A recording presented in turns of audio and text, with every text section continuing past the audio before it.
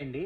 ఈ మధ్యకాలంలో మీకు బాగా నచ్చిన సినిమాలో ఉండే సీన్ గానీ, లేకపోతే సాంగ్ గానీ, దాని కింద ఉన్నటువంటి కామెంట్‌ని ఒకసారి పరిశీలించండి. మనం వాడే తెలుగు భాష చాలా ఘోరంగా ఉంటుంది.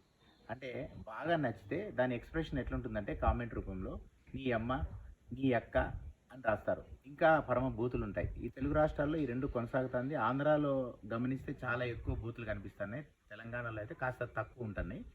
కానీ వాళ్ళ తప్పు కాదు కానీ, నీ అమ్మ, నీ అక్క అనడంలో భాషని సరిగా వాడకపోవడం వల్లనే. అంటే భాష వాళ్ళకు రాదు. అంటే చిన్నప్పటి నుంచి మనం ఇంగ్లీష్ మీద ప్రెషర్ పెడుతున్నాం గానీ, మన మాతృభాషను సరిగా మాట్లాడలేకపోతున్నాం. అదే మీరు తమిళనాడులోకి పోయినట్లయితే, తమిళనాడులో మీకు నచ్చిన సాంగ్ గానీ, ఏదైనా గమనించి చూడండి. కామెంట్స్ చాలా అందంగా రాస్తారు వాళ్ళు. ఎక్కడా గానీ దాదాపు 100 మెసేజ్‌లు చదివినా గానీ ఒక బూతు కనిపించదు. అది తమిళనాడు వాళ్ళు వాళ్ళ మాతృభాషకి ఇచ్చేటువంటి గౌరవం.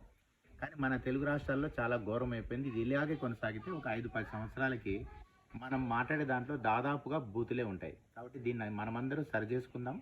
మన ఫ్యూచర్‌లో పిల్లలకి మంచి భాషని నేర్పిద్దాం.